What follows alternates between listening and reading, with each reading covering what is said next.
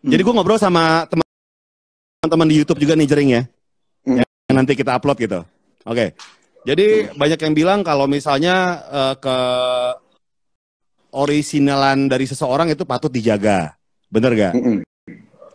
Nah, kalau gue udah kenal lama sama Jering, setiap ngomong, gue ngomong gue lu, Jeringnya ngomong saya kamu gitu kan. Dan itu sangat tidak apa-apa ya. It's okay. Selama kamu udah kenal gitu. Tapi kalau belum kenal udah nyolot, itu agak aneh sih. Ya. Karena lu pernah bilang gini di Twitter atau di Instagram, gue lupa ya. Karena kalau misalnya lu nggak terlalu di live connector nggak salah ya, klub binjem gitu ya.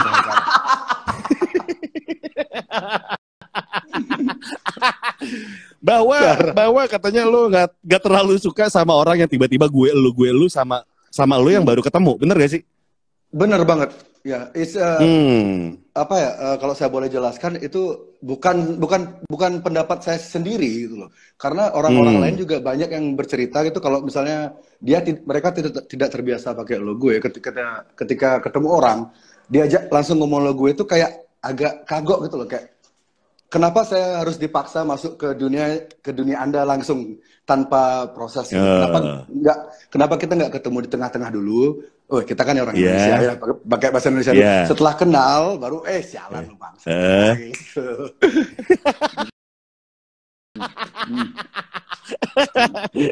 Iya sih. Jadi ya seru aja. Nah, Jering, ini ngomongin soal wah enak dia ada bir di sana, masih dijual beli di sini susah. Ah, serius? Iya. Really? Gue nyari bir yang bentuknya saset di sini susah banget. Mungkin di Bali ada kan? Coba yang galon coba. Jadi ada yang panas sama yang dingin. bir panas tuh gimana rasanya sih? Di Kimia Farma coba cari. Ada. Jadi ini ngomongin soal apa? Gofar, kameramu bagus banget loh, curang. Ini kameranya ini bagus banget. Bukan, ini adalah kamu jadi cantik, gitu ya? Iya dong, ini kan kamera beauty. Aku pakai kamera beauty di sini. Nanti pakai filteran bibir oranye gimana? Seru gak? Boleh. Enggak gini beli, gue soalnya pakai iPhone kan. Soalnya kalau misalnya pakai yang lain kan takutnya ini kehubung-hubung sama Bill Gates gitu. Beli. Ted baru satu ya. Ted. Algoritma baru satu, nggak boleh. Oh iya itu. Jadi kalau live kita tiba-tiba berhenti, kita salahkan siapa nih? KGB. I don't know. Saya pikir kalau misalnya gangguan kita terganggu malam ini, biar masyarakat yang menilai lah. Biar penonton yang menilai ini ada, ya itu paling bagus sih. Iya. Oke. Yang jelas sebelum kita ngomongin, tapi ntar loh, Gofar selama ini live sama orang berapa jumlah viewer terbanyaknya? Nggak sebanyak lu kemarin sama Dokter Tirta sih. Gue tuh paling 5.000. Lu tuh kemarin 130.000 lo men. 130.000 lo kemarin. Jadi kalau nggak salah 140.000 ya kalau nggak salah ya. Yes, around that number. Iya. Lalu kalau misalnya orang selevel siapa ya, Justin Bieber gitu kan bisa berjuta-juta itu yang view. Betul. Nah, mereka itu kan bisa lancar. Seharusnya kan koneksi Indonesia kan cukup kuat sebenarnya. Iya. Kayak siapa ya? Si Atta Halilintar lah bilang lah misalnya kalau dia live tuh kan gede banget gini ya viewersnya. Betul. Nah kemarin lu sempat mengalami gangguan. 160.000 ya? Gokil. Itu kayaknya engagement terbesar deh selama live Instagram di masa pandemi ini. Oh, really? Saya nggak soalnya itu kemarin saya sama Dokter Tirta itu pertama kali dalam dunia per Instagraman itu pertama kalinya saya live sama orang gitu. Kayak gini. Yang ini yang ketiga kali. Oke. Dan yang kemarin sama Dokter Tirta itu lu mengalami gangguan kan? Koneksi. Ketika saya berbicara tentang teori konspirasi ngadat gitu. ngadak gitu, gitu ya. Ngadak. Gambar hilang, suara sih. Yang paling sering suara hilang. Oh, oke. Jadi apakah ini ada kesengajaan menurut Jering atau gimana ini? Itu udah saya nggak tahu karena kalau dari sinyal di Bali waktu itu di tempat kan waktu itu saya live dari toko Ramal Empire. Di sana sinyalnya ada pakai WiFi itu kuat dan setelah itu dicoba pakai sinyal yang lain nggak bisa. Terus saya coba rubah pakai waktu itu sama dokter Tita sempat coba pakai akunnya Devil Dice yang sudah verified, yang sudah centang biru juga nggak bisa. Jadi sempat 7 kali, log out, log in, tetap nggak bisa itu. Dan itu dimulai ketika saya mulai bicara teori konspirasi. Itu yang agak timingnya itu sih yang agak bikin penasaran gitu. Karena sebelumnya dokter Tirta bicara, ketika kami bicara masalah rumah sakit, dokter Tirta kan dokter Tirta yang dominan bicara. Ketika dokter bicara itu koneksinya baik-baik saja. Pas giliran lu nih, kok tiba-tiba ngadat gitu ya jaringannya gitu. Iya. Dan WiFi nggak masalah? Nggak masalah. Kemarin, kapan tuh Mas? 3 hari yang lalu ya? 3 hari yang lalu, saya sempat live Instagram juga sama Mblox Space. Yang diwakili sama Mas Jacob, tapi Mas Jacob, mereka pakai akunnya Mblox Space. Jadi kami waktu itu berbicara tentang musik dan membicarakan sedikit mengenang tentang almarhum Glenn. Ketika saya mengucapkan kata konspirasi, demokrasi, itu langsung kacau. Padahal yang waktu itu yang nonton cuman 10.000 maksimal. Waktu itu yang nonton cuma 10.000 maksimal. Karena ketika saya mulai ngucapin kata-kata demokrasi, Bill Gates, global elite, itu langsung gangguan. Saya cepat coba berapa kali dengan Mblox Space. Akhirnya saya sepakat untuk saya nggak akan ada beberapa kata yang akan tidak saya gunakan dan akhirnya bisa lancar. Tapi waktu itu karena saking seringnya ngadat, akhirnya yang nonton cuma 2.000 orang. Tunggu deh, kalau toh emang ada teknologi yang secanggih itu ya, nih misalnya nih ya, Jering ya, ada teknologi kan kalau misal di Instagram kan di Twitter itu kan ada fitur mute word gitu kan. Jadi ada beberapa kata kalau kita mute mereka nggak muncul dengan sendirinya gitu kan. Betul. Nah ketika ada teknologi yang bisa memute word ketika lagi live gini, lu yakin ada nggak sih teknologi itu?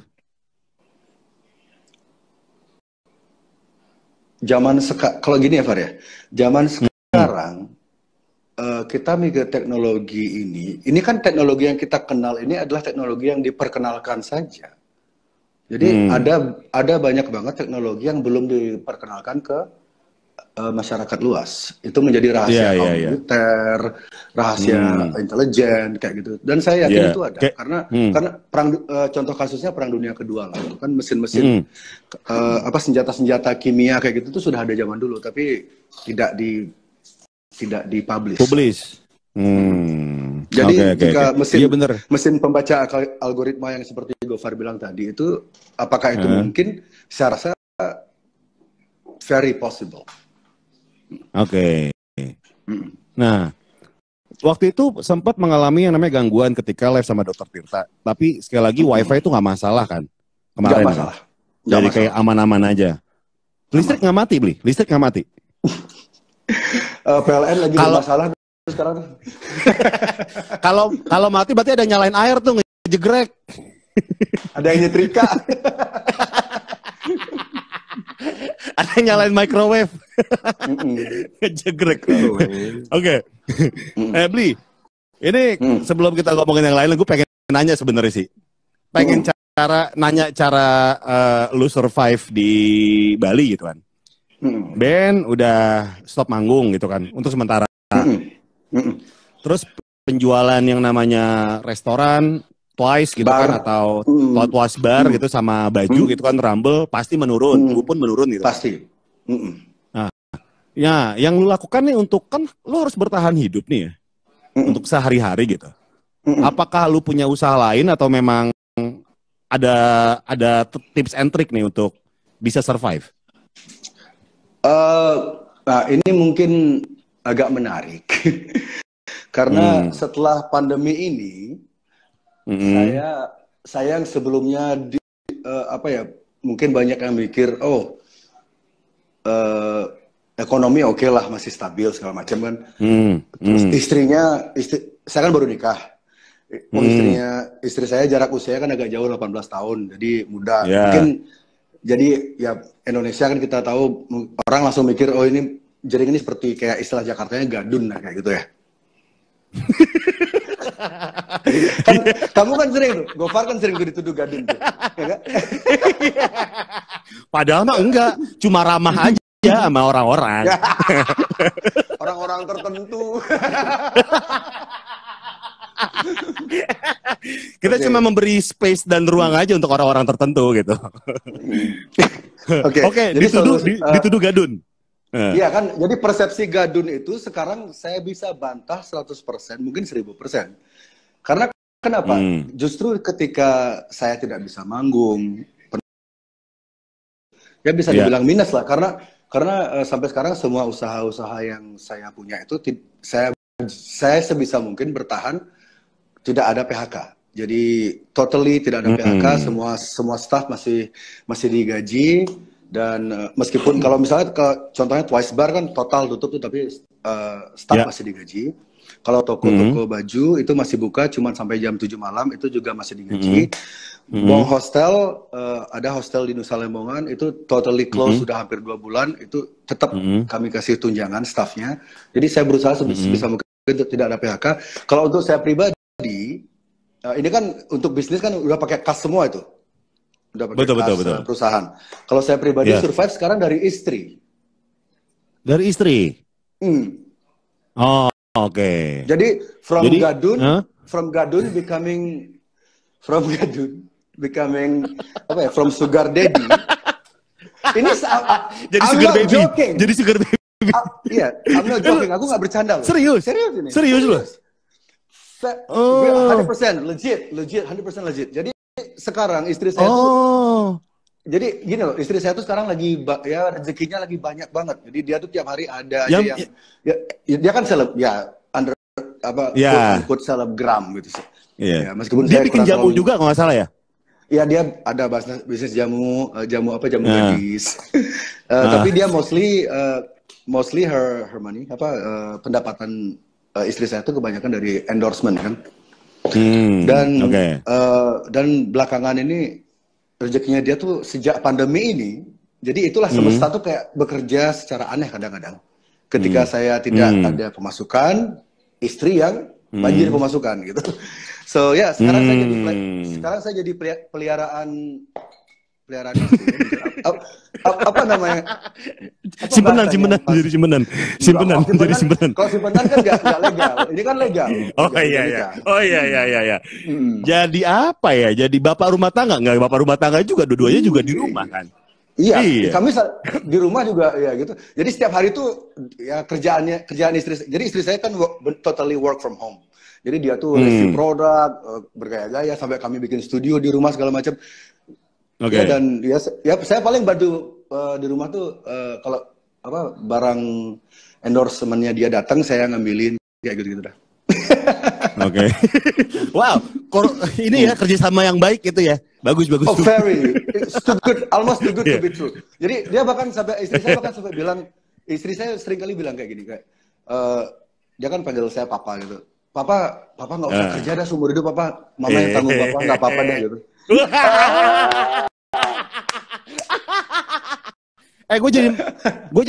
Gue probation dong jadi anak lu 3 bulan aja, boleh gak?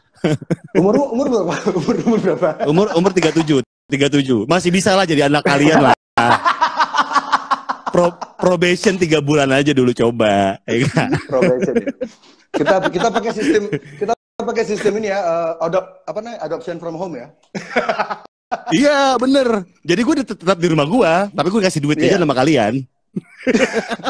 Pakai cryptocurrency. Iya, Bitcoin. Nah, ya, berarti jadi itu survive-nya. Berarti anggap balasan lo di Instagram bahwa gue nggak perlu kerja, istri gue udah kaya, itu bener berarti ya? Amin ya. Gue kira tuh bercanda tau gak lo? Iya, saya tahu orang pasti mikir itu bercanda, but life is weird. Kadang-kadang hidup itu aneh dan situasi pandemi ini kan situasi nggak sopan. Kalau ganja sopan sih. Itu ganja nggak? Bukan ganja. Halo BNN. Bukan. Halo BNN. Halo KGB, BKKBN, BKKBN.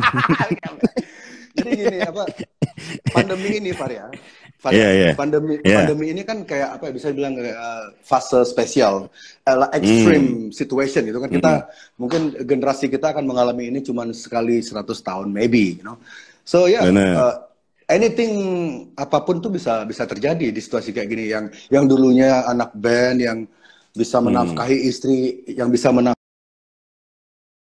terus ngambil paketan.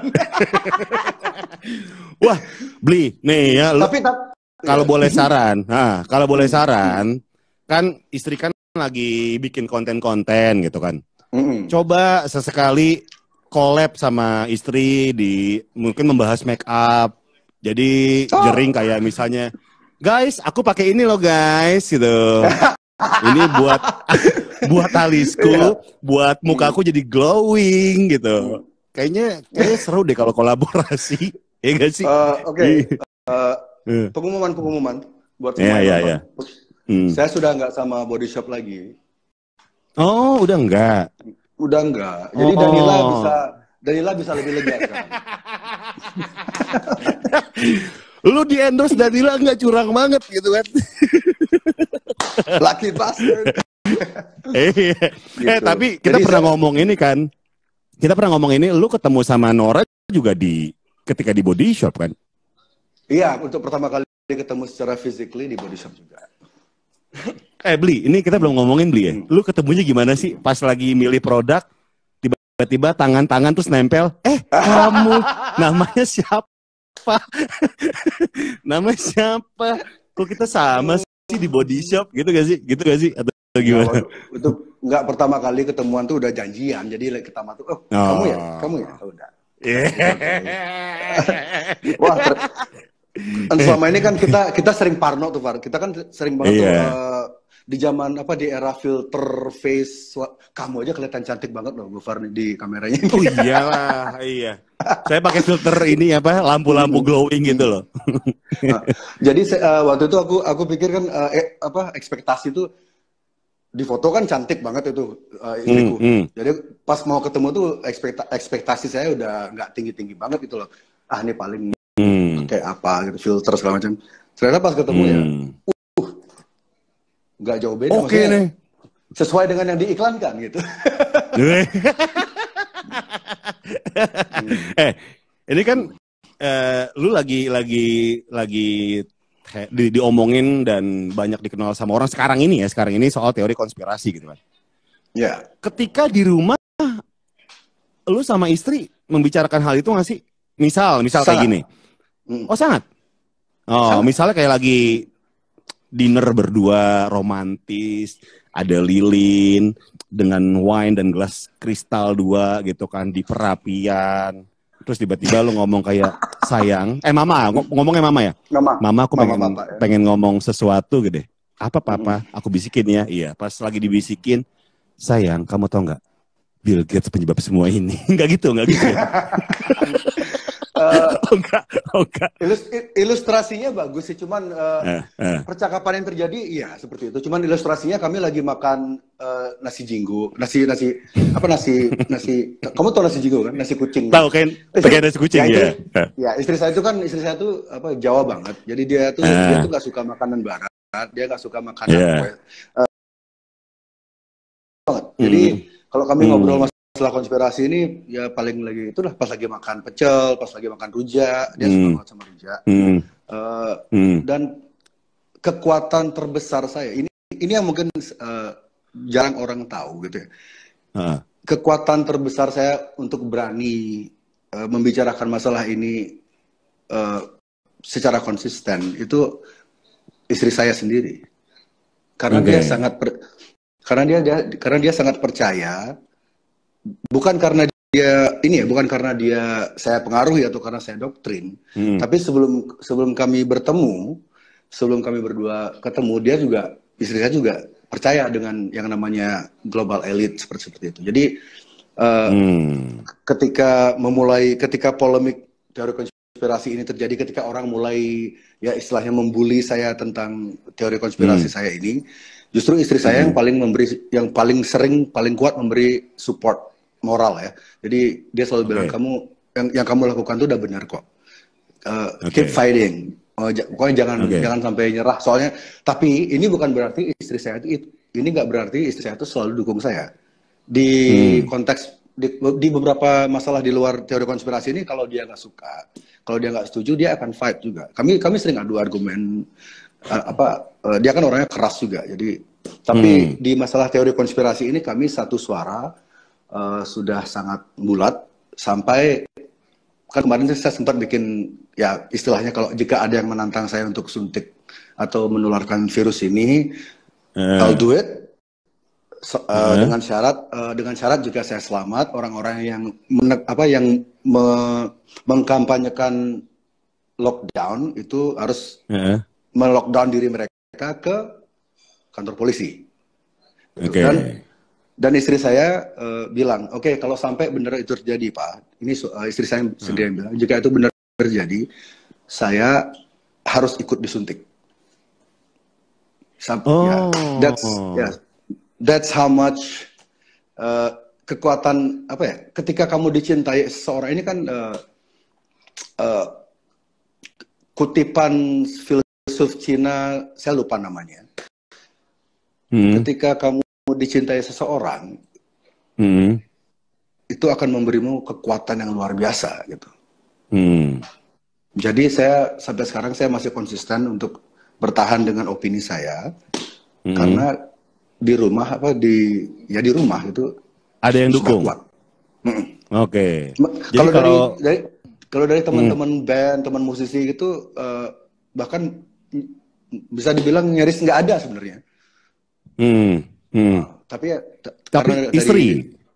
istri yang mendukung, akhirnya saya juga percaya kalau apa yang saya lakukan ini benar, dan juga beberapa kawan di luar negeri yang tertarik dengan isu-isu seperti ini, akhirnya ya seperti ini, akhirnya saya sekarang jadi bahan lelucon seluruh Indonesia. Dan gak sekali, lu kan sering kayak gitu kan? Betul. Sering, iya. Sering banget. Berarti, tapi ada satu tweetnya Nora yang bilang bahwa dia nggak setuju ketika lu ngomong kalau misalnya lu mau ngebungkam, ada orang yang pengen ngebungkam lo, itu harus dibunuh, lu harus bunuh gue. Nora nggak setuju kan? Iya.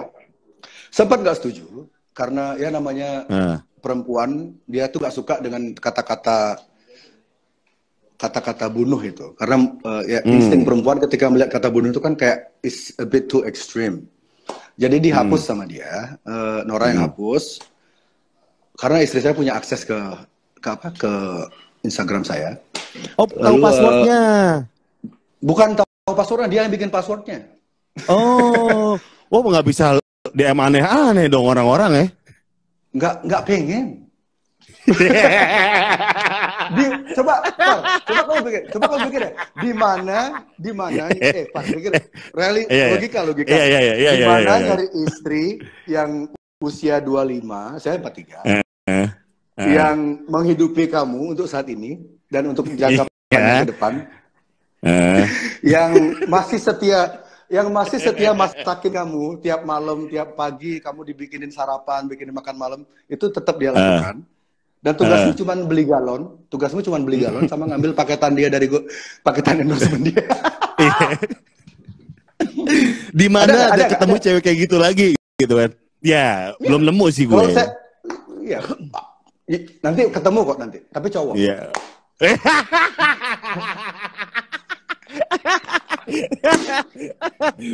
Berarti udah nggak mau bangor-bangor dong ya sekarang ya? Udah satu aja lah ya, beli ya. Udah nggak ada. Kan udah menikah juga. Ya, saya semuanya jadi tiap hari itu ngerasa sangat beruntung. Oke. Soal statement yang tadi Jering bilang kalau misalnya lu disuntik gitu kan, Nora juga pengen disuntik juga gitu kan. Itu maksudnya karena euforia cinta-cintaan atau memang udah fully support sih, Bli? Sikap kayak gitu? Satu, karena berdasarkan semua data yang saya dapatkan, yang saya kumpulkan, hasil riset saya setiap hari berjam-jam nyari informasi dari seluruh dunia, saya sangat percaya, sangat yakin jika virus ini tidak seberbahaya yang diberitakan oleh media-media mainstream di Indonesia. Jadi saya sangat yakin saya akan selamat meskipun disuntik. Jika benar yang disuntik itu virus ini ya, COVID ini ya. Oke. Nah, memang ada. Ada. Yang jadi concern lo adalah kenapa dibikin bahaya gitu kan? Seakan-akan ini bahaya banget.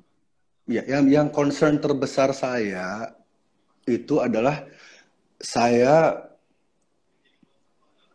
tidak bisa melihat orang ditakut-takuti sedemikian rupa sehingga orang-orang itu jadi pengangguran, jadi depresi, ada yang sampai bunuh diri, ada yang nggak sakit jadi sakit.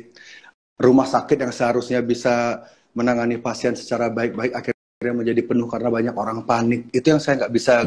Apa ya? Kalau dibilang apakah kehidupan kamu terganggu dengan adanya virus ini? Kalau saya pribadi, saya nyaman. Saya masih nyaman gitu loh. I have a good life. Saya cuman nggak akan pengaruhi saya secara personal. Saya masih bisa bahagia itu. Tapi saya nggak bisa lihat teman-teman saya yang di PHK. Mereka kerja puluhan tahun. Mereka kerja belasan tahun di hotel-hotel besar, di PHK begitu saja tanpa alasan, tidak diberi pesangon. Dan nggak cuma 10 orang, itu terjadi banyak banget di Bali. Di Bali sudah ada banyak kasus bunuh diri. Orang udah buntu kan, nggak bisa survive, nggak bisa, dia nggak punya teman hidup, tidak ada diajak berbagi, akhirnya gantung diri. Itu sudah lebih dari 2 orang. I mean gini loh Far, dulu ya sebagai kita kan berdua dari komunitas yang hampir sama ya, komunitas yang cukup dekat dengan, bisa dibilang cukup dekat dengan situasi real, kehidupan real orang-orang gitu. Jadi kita berdua tidak hidup dalam gelembung kenyamanan yang beberapa kelas B ke atas miliki gitu. Jadi ketika ada bencana alam, contohnya dulu 2004 di Aceh segala macam, dan bencana-bencana alam yang lainnya kan banyak lagi. Itu saya selalu mencoba berbuat sesuatu, trying to do something untuk membantu korban.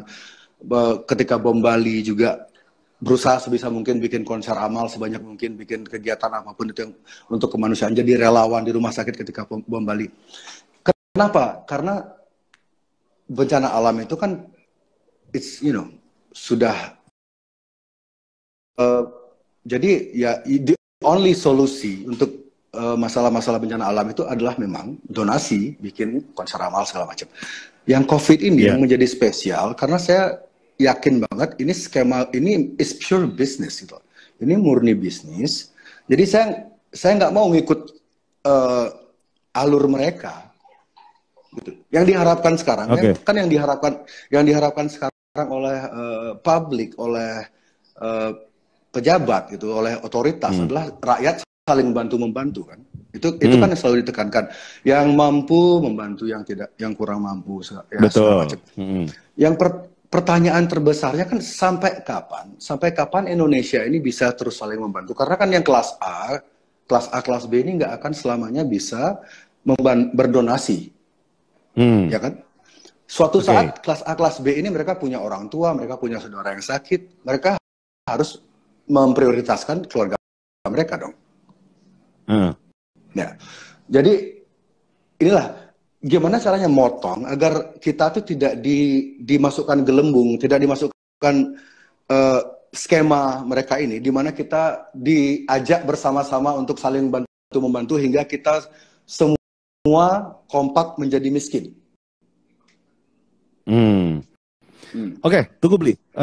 Sorry, ketika memang virus ini tidak seberbahaya itu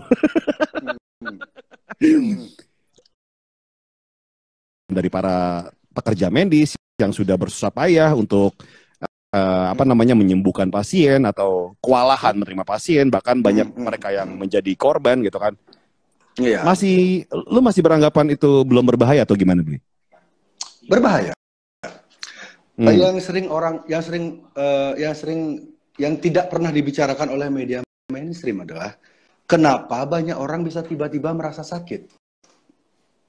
Kenapa tiba-tiba banyak orang berbondong-bondong ke rumah sakit, kan itu yang jarang diungkap. Dan satu lagi yang jarang diungkap oleh media massa adalah psikosomatik.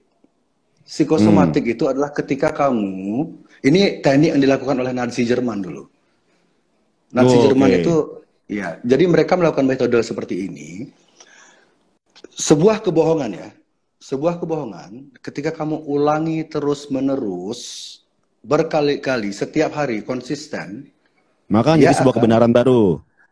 Maka ia akan membentuk persepsi. Jadi gini loh, ketika Anda bisa mengendalikan informasi, which is media massa ya, ketika Anda bisa mengendalikan informasi, mengendalikan sirkulasi informasi, Anda bisa mendesain sebuah persepsi.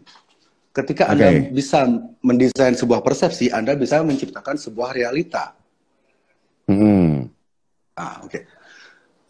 So, skema COVID ini persis seperti itu. Jadi, orang-orang dibikin panik, orang-orang yang tidak merasa sakit, kan tidak semua orang mentalnya kuat. Setuju nggak? Pada akhirnya, setuju.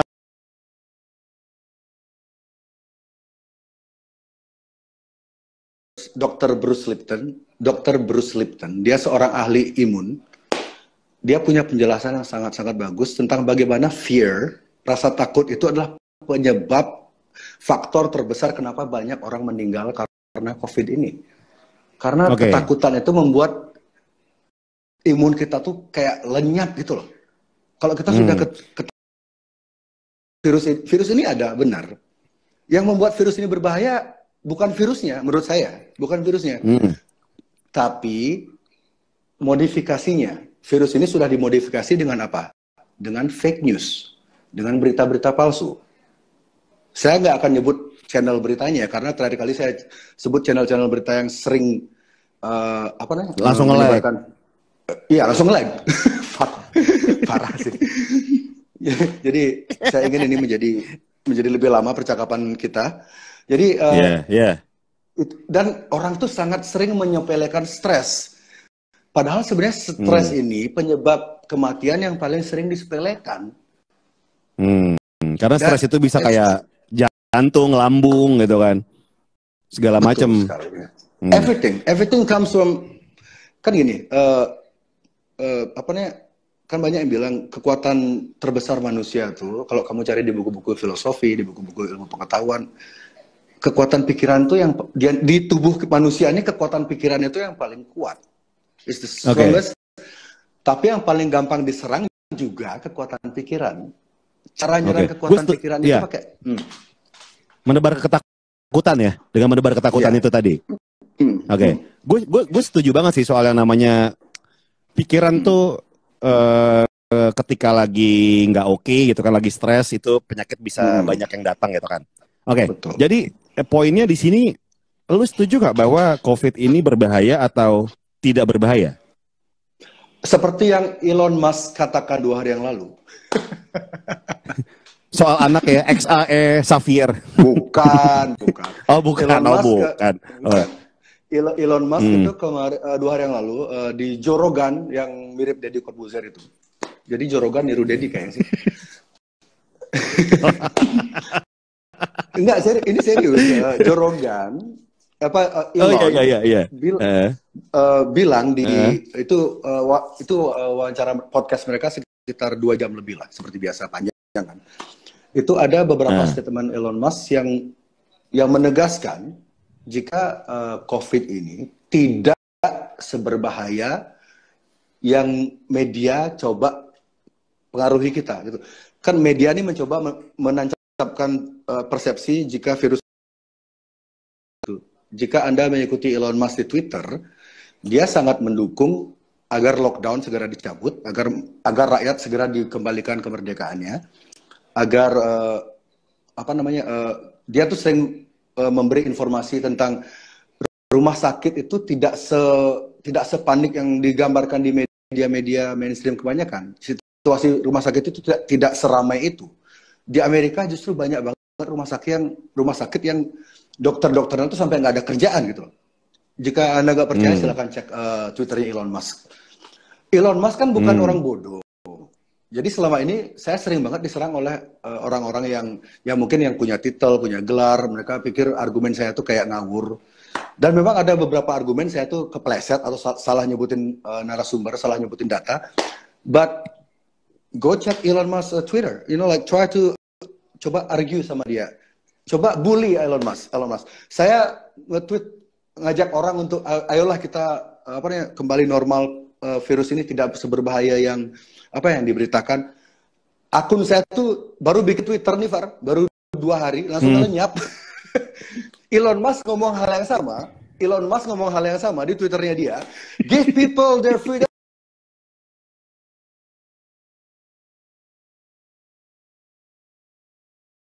Gara-gara Elon Musk punya roket, bangsat.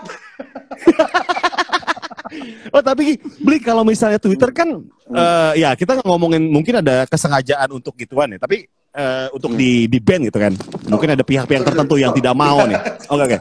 jatuh Belum bisa beli AirPod. Gimana? Tapi gini, kalau Twitter itu kan ketika banyak orang yang report dalam waktu yang bersamaan, itu kan otomatis kan di ban gitu kan, di suspend gitu kan. Ya. Mungkin banyak orang yang report kali ya. Pasti. Lalu orang-orang itu kenapa mereka tidak report Elon Musk? Kan Elon Musk lebih berbahaya. Akun saya cuman followersnya 20.000, cuman bertahan 1,5 hari hilang. Elon Musk followersnya jutaan loh. Dia bikin statement yang pesannya sama dengan statement saya. Kok nggak ada yang nge-report sih? Karena dia nggak tatoan. Karena dia apa? Mualaf. Enggak. Bukan beli. Satu-satunya alasan adalah karena Elon Musk itu tidak pernah ngomong gini. DM emailmu sat gitu. Nggak pernah. Dia nggak bisa bahasa Indonesia.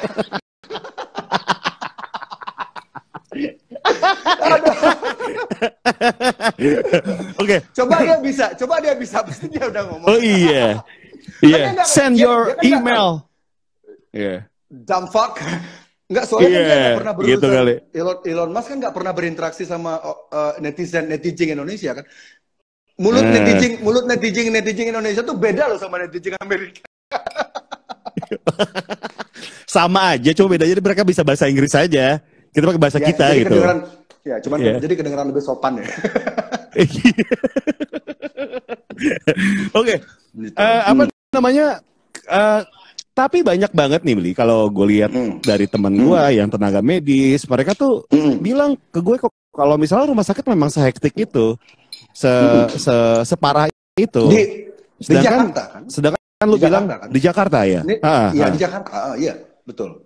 Di New York pun demikian, Far.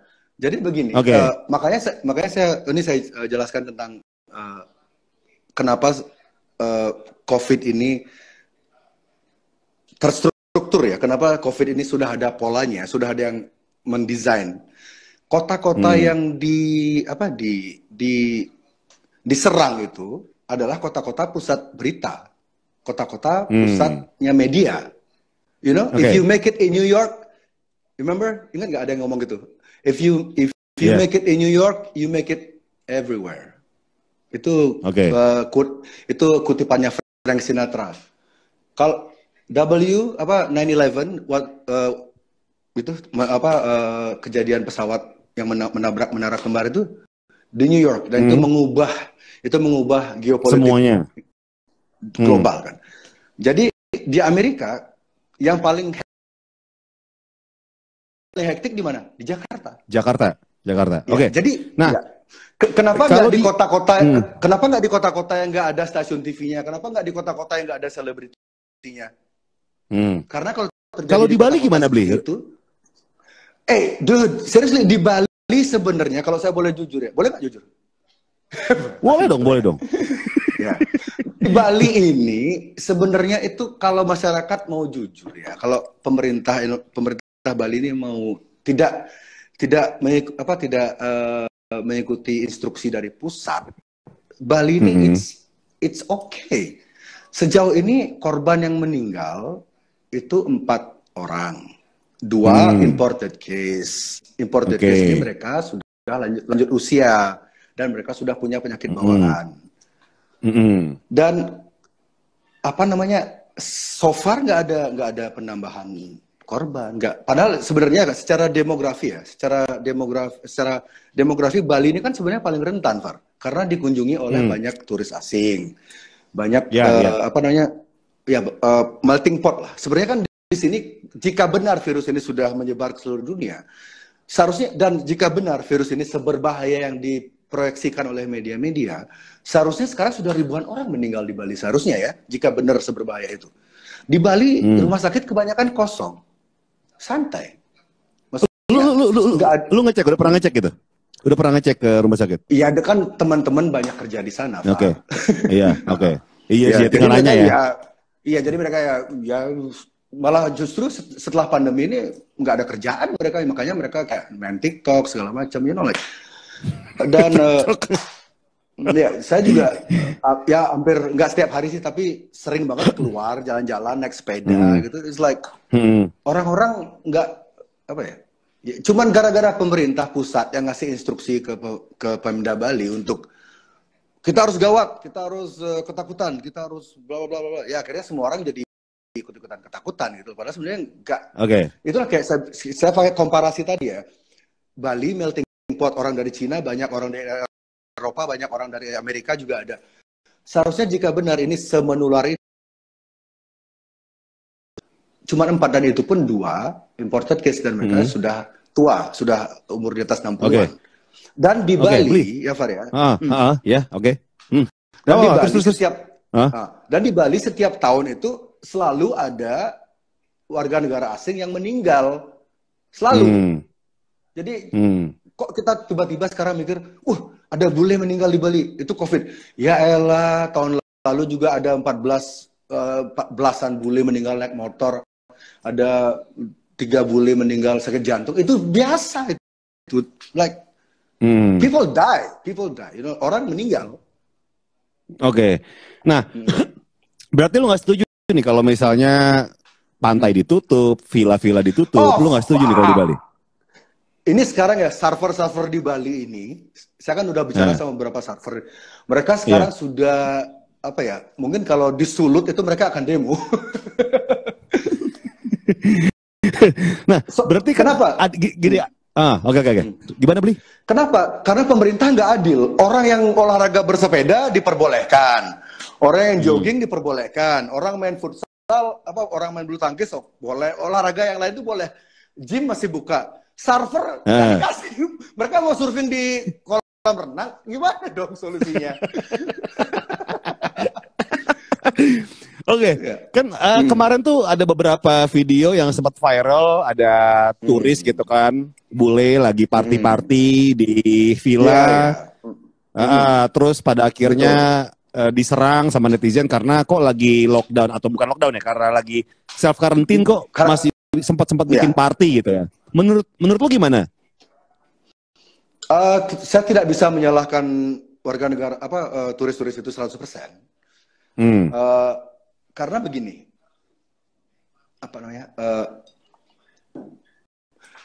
kita balik ke Bapak Terawan ya. Kita bicara sedikit tentang Bapak Terawan, Menteri Kesehatan kita. Yang intinya itu virus ini tidak berbahaya. Virus ini akan sembuh dengan sendirinya. Nggak usah pakai masker, nggak perlu kecuali kalau sakit. Dan banyak statement beliau tuh yang sepertinya meremehkan kasus ini, virus ini. Kemudian mainstream media, ini kembali lagi ke mainstream media. Mainstream media itu dengan ya kita semua tahu ya, jika sebuah headline berita itu tidak seksi gitu, tidak kontrovertif, ya, itu tidak akan menarik, tidak mengundang clickbait kan. Mulailah statement Pak Terawan ini ditwist gitu. Jadi yang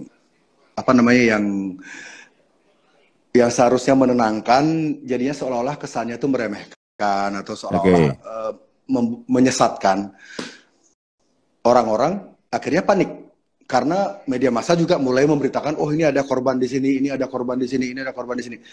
Itu berbarengan gitu loh. Korban. Akhirnya Pak Terawan ini disuruh diam kan akhirnya. Padahal sebenarnya menurut saya Pak Terawan itu orang militer kan, beliau orang militer. Dan saya yakin beliau tahu skema ini. Di ring 1 Jokowi itu saya tahu, yakin menteri-menteri ini tahu apa yang sebenarnya terjadi. Makanya sampai kemarin Menteri Pariwisata Wisnu Tama kan sempat bilang juga, Juni-Juli akan kembali normal. Menteri, selevel menteri bicara bikin statement seperti itu kan tidak mungkin sembarangan. Itu pasti sudah ada pertimbangan panjang sebelumnya, sudah ada percakapan yang panjang lah gitu. Jadi kasus bule itu, yang bule-bule party itu, saya nggak bisa nyalain mereka 100%, karena bisa jadi virus ini, bukan bisa jadi, seperti yang saya percaya 100%, virus ini tidak seberbahaya yang diberitakan oleh mainstream media, karena pemilik mainstream media ini, pemilik mainstream media, kekuatan di belakang mainstream media ini adalah orang-orang yang punya kepentingan di big pharma, di bisnis farmasi.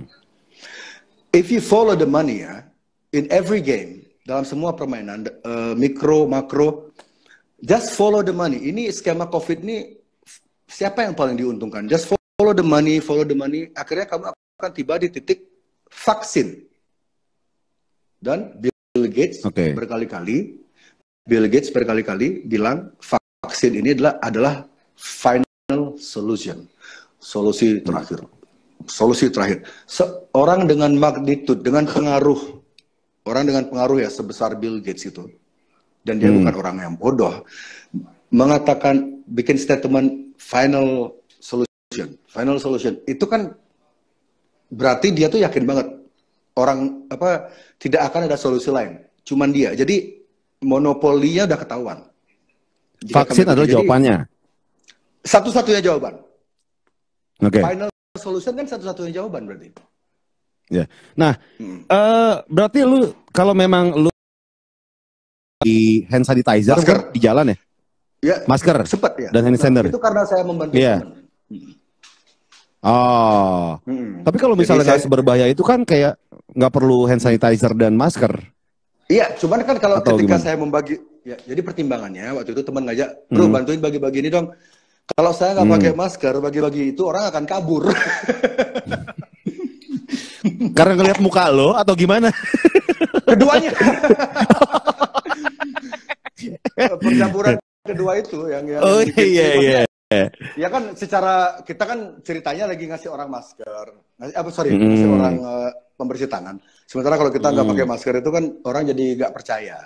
Dan itu pun murni saya lakukan karena bantu teman aja. Jadi dia punya dia ingin berdonasi gitu, ya udah saya bantu. Nothing. Kalau di Bali lu kemana-mana nggak pakai masker gitu? Naik sepeda atau jalan gitu? Apa turtleneck? Pakai turtleneck? Oh, di sini. Gue kira pakai turtleneck. Di sini kan terus kalau ngelihat petugas itu naikin dikit. Tapi Pak, ini serius loh. Pak, ini serius. Kamu harus searching ya. Tapi kawan-kawan, kalau saya boleh saranin, jangan kalau nyari pakai mesin search engine, pakai mesin pencari itu jangan pakai yang biasa kita gunakan. Jangan pakai yang inisialnya G itu.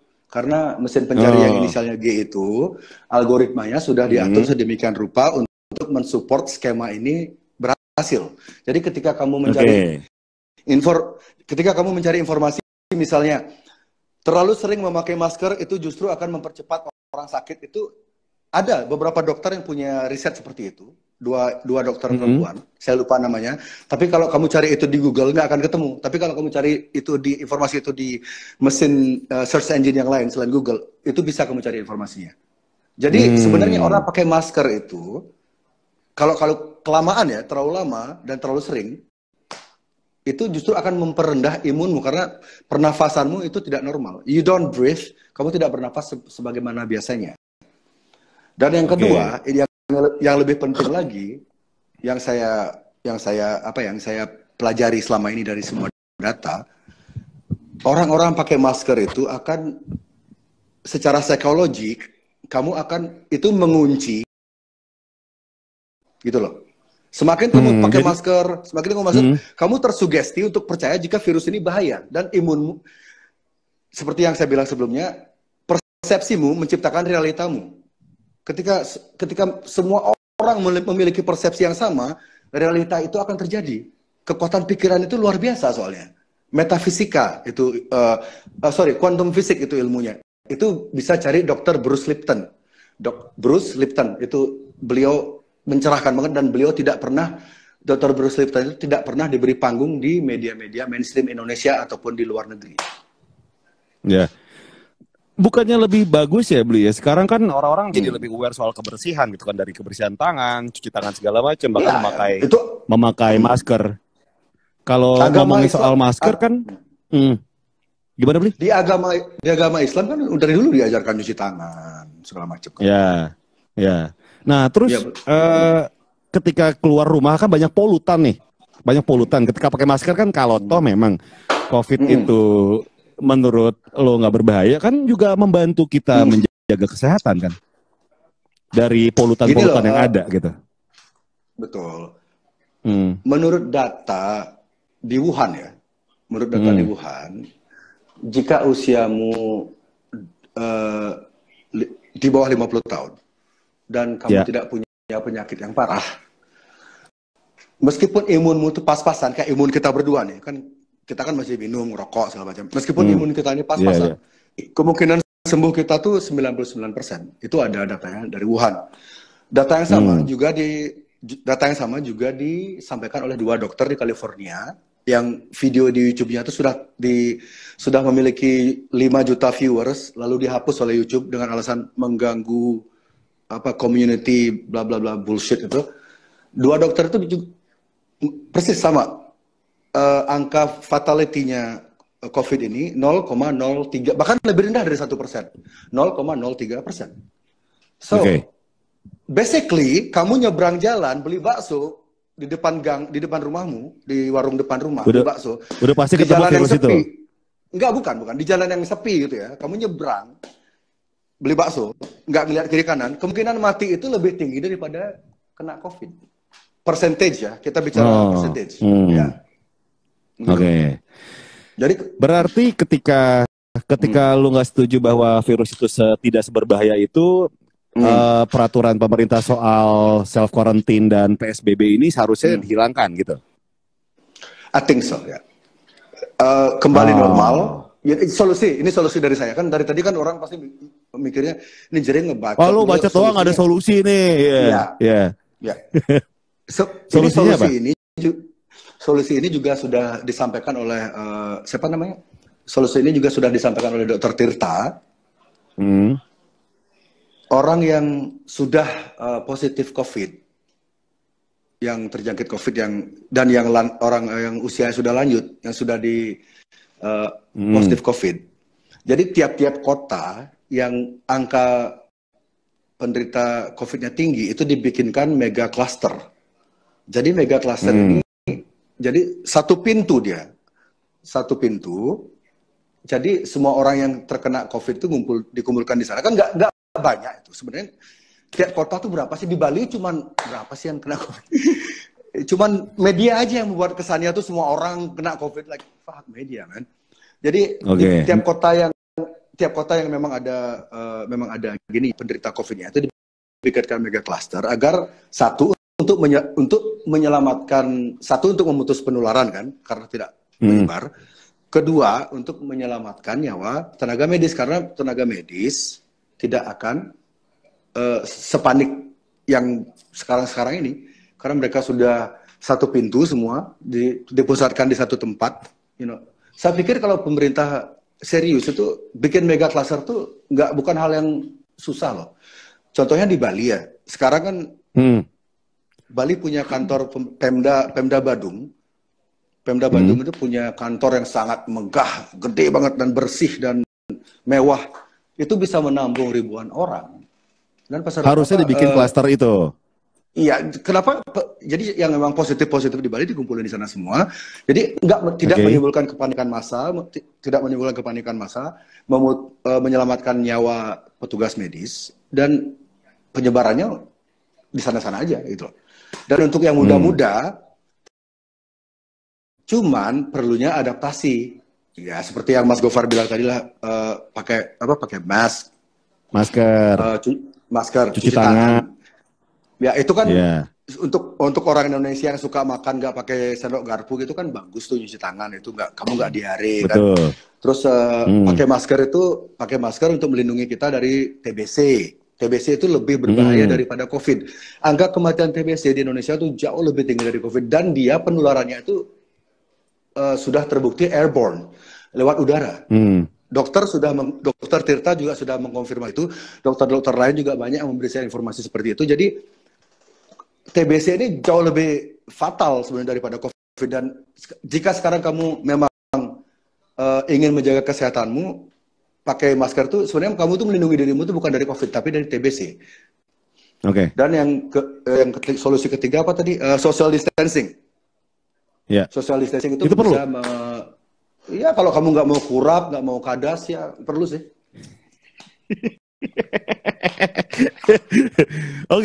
Berarti intinya adalah menurut lo PSBB itu dihilangkan, tapi orang-orang tetap melakukan yang namanya pakai masker, pakai sanitizer, adaptasi, dan melakukan pekerjaan seperti biasanya gitu. Iya.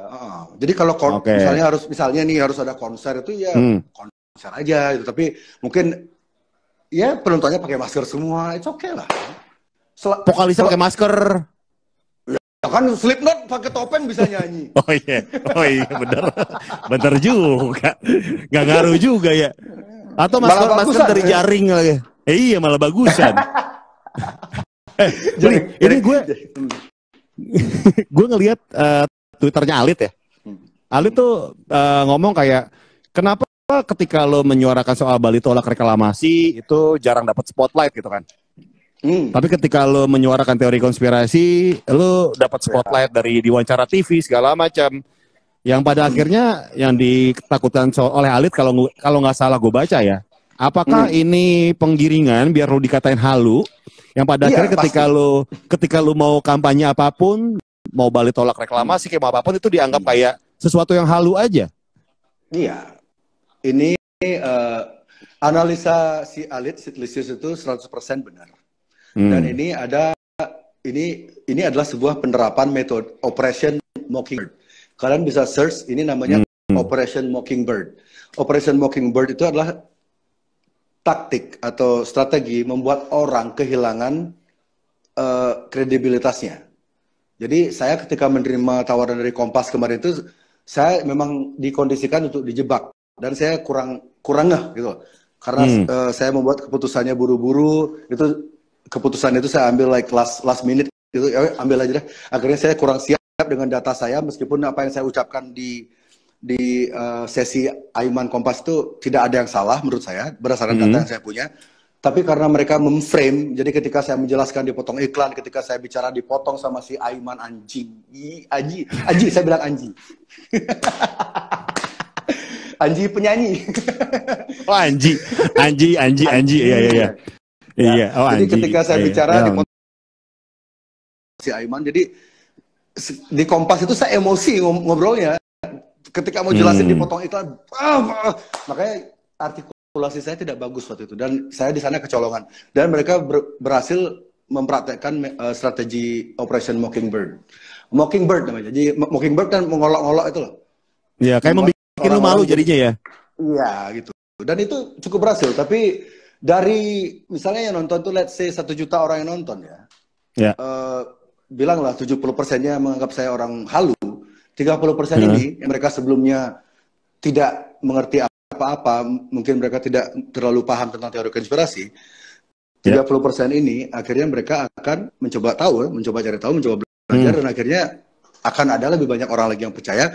Karena saya yakin banget, semakin banyak orang yang percaya akan konspirasi ini, semakin banyak orang yang tahu bagaimana penyakit ini membunuhmu secara psikologik, maka orang-orang akan tidak sepanik sekarang.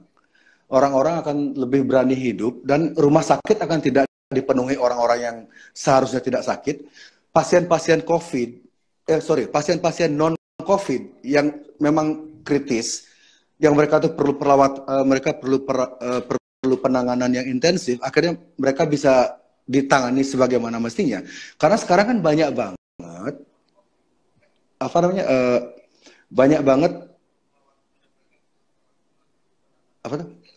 sekarang kan banyak banget pasien non-COVID yang mereka tuh karena penanganannya, karena tenaga rumah sakit penuh, karena banyak orang yang seharusnya tidak sakit merasa sakit karena tiap hari diserang berita negatif ini. Pasien-pasien yang kronis non-COVID akhirnya tidak tertangani secara semestinya, dan akhirnya mereka gagal, meninggal. Oke. Ya. Dan ini kemarin juga saya dengar ada yang curhat gitu, almarhum Mas Didi Kempot. Jadi beliau itu sudah lama tidak enak badan, sudah lama nggak fit lah. Tapi karena bombardir mainstream media yang sangat mengerikan dan kondisi rumah sakit yang digambarkan begitu panik segala macam, akhirnya beliau tidak mau ke rumah sakit gitu. Beliau memilih untuk tidak mengobati penyakitnya. Oh, sempat ngobrol sama lu gitu? Enggak. Jadi kalau kita pikir baik-baik sekarang kan, jika misalnya mainstream media ini tidak sebegitunya menakut-nakuti rakyat, kan besar kemungkinan orang-orang akan lebih santai, tetap cuci tangan, tetap pakai masker, tapi orang-orang nggak ketakutan gitu loh. Soalnya gini loh, ya seperti balik ke metodenya Dr. Bruce Lipton tadi, ketika orang-orang ketakutan itu adalah orang-orang yang paling gampang sakit, orang-orang yang paling gampang dikelabui, orang-orang yang paling gampang dikontrol, itu adalah orang-orang yang ketakutan. Dan itu teknik ini, metode ini sudah digunakan sejak zaman Nazi, sejak sebelum zaman Nazi juga sudah digunakan oleh elit global ini. Oke, ini mungkin kita mungkin yang paling bijak sekarang ini, ya paling beres adalah dengan berdoa ya kepada teman-teman yang mungkin punya kerabat atau yang tutup usia segala macam. Semoga terutama Pak D ya yang kita kenal juga gitu kan. Semoga mendapatkan tempat yang lebih. Pernyataan lo yang sepertinya terburu-buru mendapatkan mengiyakan interview dari Kompas. Berarti lo menyesal dong udah mau ikutan gitu? Enggak juga sih. Enggak juga. Karena itu seperti saya bilang tadi. Seperti yang saya bilang tadi, dari misalnya 1 juta orang yang nonton, ada 30 atau 20%-nya yang nangkep maksud, meskipun statement saya kurang tertata waktu itu, tapi buktinya di Bali, di beberapa grup-grup Facebook itu sudah mulai ada beberapa statement yang kayak mengiyakan statement saya gitu. Meskipun tidak banyak, tapi sudah ada beberapa. Jika saya tidak mengambil tawaran Kompas itu, mungkin orang-orang itu akan tetap merasa ketakutan.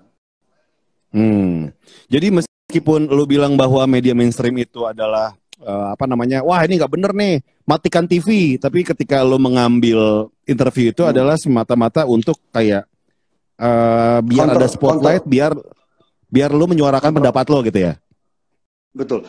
Karena saya lihat sekarang di Indonesia hampir 99%, ya bisa bilang hampir 100% media mainstream, TV terutama, berita buruknya tuh jauh lebih dominan daripada berita kesembuhan. Padahal menurut banyak dokter, menurut banyak tenaga medis, orang yang sembuh ini banyak banget gitu loh. Jadi kalau dibilang penyakit ini sangat mematikan itu salah, karena yang sembuh juga banyak sekali. Oke, jadi itu yang nggak diberitakan sama media menurut lo? Seperti ada kesengajaan, seperti ada sebuah karena itu juga dilakukan di media-media di negara-negara modern, negara maju juga, mereka juga media-media mainstream di sana juga melakukan metode yang sama. Dan seperti kita tahu media di dunia ini kan media-media yang berpengaruh ya. Saya nggak akan bilang namanya nanti lagi. Itu dikuasai oleh dikontrol oleh enam perusahaan. Ya itu yang komen-komen itu ada benar tebaan itu. Jadi mereka ini punya ratusan anak-anak media untuk menciptakan ilusi jika kita itu punya pilihan. Padahal sebenarnya pilihan kita itu tidak ada, karena narasi besar yang dari pusat itu ya adalah sebarkanlah ketakutan agar orang-orang makin banyak takut, makin banyak sakit. Angka korban COVID tinggi, akhirnya negara-negara lockdown, akhirnya negara-negara menerima wajib vaksin, mandatory vaksin. Ketika kita sudah tiba di titik itu, kita menyerah, semua orang menjadi dari ekonomi A, B, semua menjadi D, karena donasi, akhirnya semua miskin bareng, gitu. Barengan miskin. Akhirnya kita, gimana caranya biar kita bisa balik ke, datanglah malaikat Bill Gates dengan solusinya. Oh, final solution. Kan dia, ini saya nggak ngarang loh. Di banyak interview dia bilang gitu, satu-satunya cara agar dunia ini normal kembali adalah dengan vaksin. Vaksin. Berulang-ulang kali. Dan dia bukan dokter. Tapi kan di belakang Bill Gates kan mereka punya ilmuwan yang meriset itu semua, gitu kan, punya dokter. Dr. Fauci, ya Dr. Fauci. Go to, apa tadi websitenya Mas? Plandemic Movie apa? Go to www.plandemicmovie.com apa org. Itu membongkar topeng Fauci yang sebenarnya. Jadi dan itu kalau kamu cari di Google ya, ini kesebut tuh disensor. Ya, jika Anda cari informasi, ya sepertinya mengalami kendala jaring. Kenapa? Jaring mengalami kendala. Oke, nah, mulai normal lagi. Ya, masih kendala. Kendala apa? Ya, udah mulai ngeblur. Serius? What the fuck? See? Listriknya mati kali. Enggak, hidup. Mau bener. Hidup. Paketnya habis kali, Anjing, ini pakai wifi. Aku what the fuck? Tapi suaranya masih agak jelas sih. Masih agak jelas. Okay. Saya lanjutin aja ya ngomongnya. Gara-gara tadi bilang inisial G itu anjing.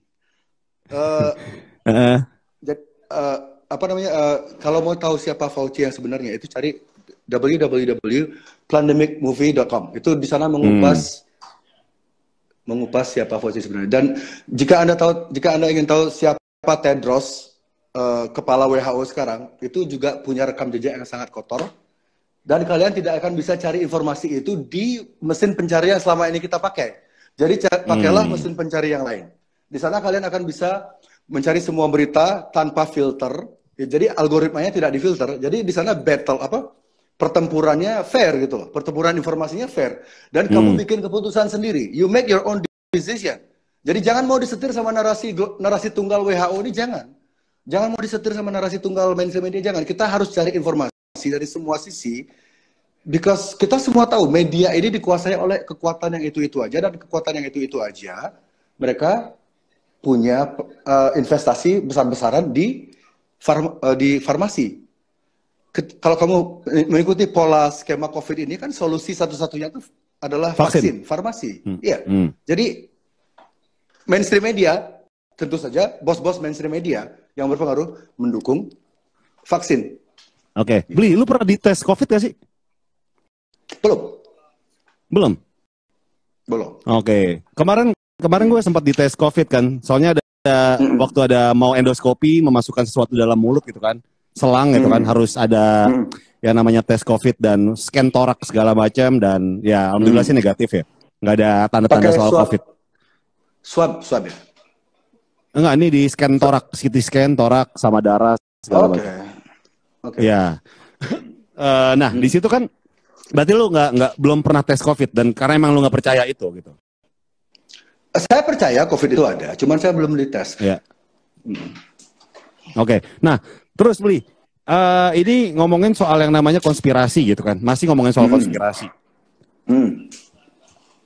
Bukannya lu sempat bilang ya bahwa ada beberapa konspirasi yang lumayan diserang sama netizen ini soal climate change. Betul. Perubahan iklim. Katanya lu bilang itulah konspirasi. Gini. Ini perlu saya perjelas di sini ya. Ini kesempatan saya meluruskan. Kita semua itu kan percakapan itu terjadi di Twitter. Ketika itu saya sedang berdebat tentang masalah COVID gitu. Lalu melebar ke perihal PBB. Dan saya dari beberapa informasi, dari beberapa buku yang saya baca, ternyata PBB ini climate change adalah salah satu agenda yang didukung oleh PBB. Saya tidak mengatakan perubahan iklim itu bohong, enggak. Yang saya maksud climate change ini banyak yang tidak real, ya, banyak yang palsu, itu solusi-solusi palsu. Contohnya solusi yang sebenarnya, contohnya kalau kamu cari dokumenter terbaru rilisan Michael Moore, judulnya Planet of the Humans, yang baru rilis 5 hari lalu, di sana menjelaskan bagaimana solar panel yang selama ini kita anggap sangat ramah lingkungan, ramah energi, itu ternyata efek daya hancurnya itu lebih besar daripada kita menggunakan sumber energi gas atau fosil. Iya, seperti itu. Dan itu salah satu solusi ya. Jadi ketika saya bilang di tweet itu, karena jumlah karakter nulis di tweet itu kan nggak usah panjang-panjang itu, ya terbatas. Jadi saya nyingkat itu, climate change yang digaungkan oleh PBB ini hoax, karena saya nggak bilang climate change-nya yang hoax, yang digaungkan oleh PBB. Jadi solusi-solusi yang mereka berikan itu nggak masuk akal, karena itu lebih ke bisnis, karena banyak industri, banyak korporat besar bermain di sana. Itu namanya greenwashing segala macam itu ya. Dan Bang Hostel, setelah saya nonton dokumenter itu, saya kan punya hostel di Nusa Lembongan yang selama ini pakai solar panel.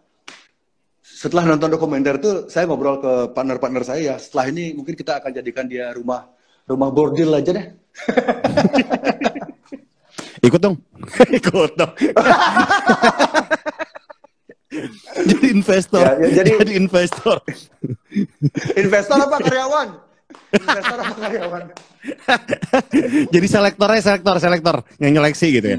Oke. Karena gue kaget juga sih ketika lu ngomong itu, bukannya lu lumayan menjadi aktivis soal alam gitu kan? Iya betul. Jadi ini baru kebuka itu cakrawala karena skema COVID ini akhirnya saya ngulik skema COVID ini, akhirnya saya ketemu dengan apa yang namanya Agenda 21.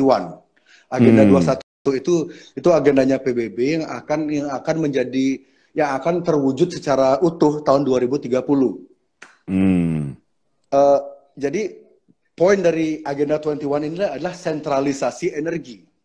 Semua itu akan tersentralize, dikuasai oleh kelompok-kelompok yang itu saja, dan itu tidak banyak orang yang tahu. Dan diperkuat lagi oleh dokumenternya Michael Moore. Michael Moore kan dia punya credibility yang ya cukup bagus lah ya, sebagai ya bisa dibilang Michael Moore tuh mungkin sedikit kayak Dandi Laksononya Amerika lah gitu lah. Mungkin ya. Jadi diperkuat oleh dokumenternya Michael Moore, akhirnya saya berkeyakinan jika memang PBB ini memang dibentuk bukan untuk kemakmuran seluruh anggotanya, tapi untuk melanggengkan monopoli kekuasaan elit yang membentuk PBB itu sendiri. Nah, ketika lu bilang bahwa dari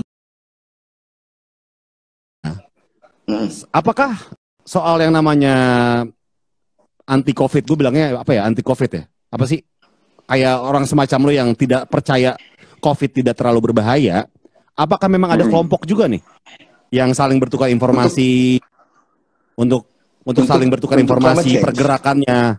Iya, untuk si COVID ini. Apakah ada kelompok yang berkaitan antar negara? Untuk melawan, maksudnya? Iya, untuk melawan. Ya, untuk melawan si COVID ini, seperti yang kampanye-kampanye lu lakukan. Seperti yang kampanye saya lakukan.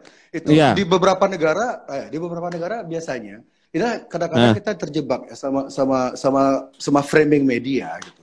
Iya. Ketika, misalnya contohnya di Amerika gitu. Di Amerika, jika Anda tidak mau ketakutan, jika Anda memilih untuk mencoba mencari informasi alternatif di luar informasi yang disajikan mainstream media, Anda akan dituduh sebagai seorang supporter Trump. Gitu.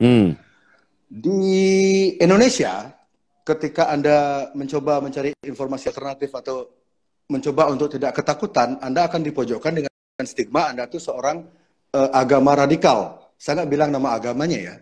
Intinya pokoknya kamu tuh ini radikal, ini.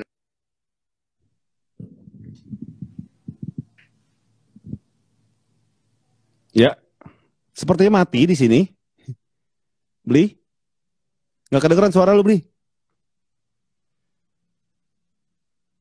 Oke, ini suara nggak kedengeran.